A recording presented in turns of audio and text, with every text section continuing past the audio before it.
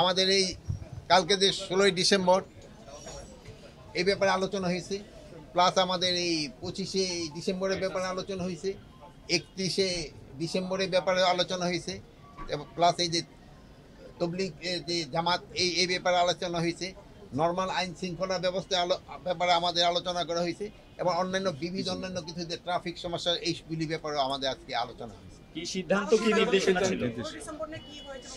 সিদ্ধান্ত হলো আইন শৃঙ্খলা পরিস্থিতি যে অবস্থায় আছে এটা থেকে আরও উন্নতি করতে হবে, এবং যে কোনো পরিস্থিতিতে আইন শৃঙ্খলা আরও উন্নতি করতে হবে, এবং এই যে 16ই ডিসেম্বর সবাই যেন ভালোভাবে উদযাপন করতে পারে এই ব্যবস্থা আমাদের করতে হবে। এদের জন্য আইন শৃঙ্খলা পরিস্থিতি এবং আইন শৃঙ্খলা রক্ষায় যারা দায়িত্ব তারা এই দায়িত্বটা ভালোভাবে যেন পালন করে। না আমাদের কাছে 16ই ডিসেম্বর বা এই 25শে ডিসেম্বর 31শে ডিসেম্বরে কোনো ধরনের আমাদের কাছে কোনো খারাপ কোনো কিছু নেই। অন্যান্য বারে যেভাবে হয়েছে এবারও এইভাবে হয়েছে। এইটা তো আমি আপনাকে জিজ্ঞেস করি, আপনারা প্রতিবার বলবেন যে এখানে অবনতি হয়েছে, এখানে উন্নতি হয়েছে, আমি এই জায়গাটা হ্যাঁ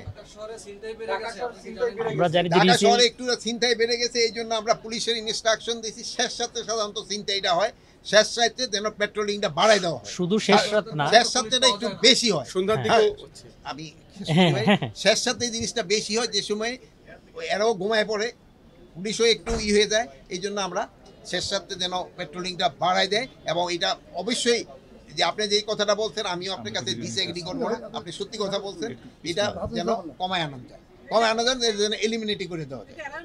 ইজতেমার ব্যাপারে আমাদের একটা আলোচনা হয়েছে, আমরা ইজতেমা পার্টিদের সাথে 18 তারিখে আমরা আবার তাদের সাথে বসবো। আর আমাদের এই ইজতেমার ব্যাপারে ডিসিশন হয়েছে এর আগের বার যেভাবে হয়েছে এইভাবেই এবার হবে।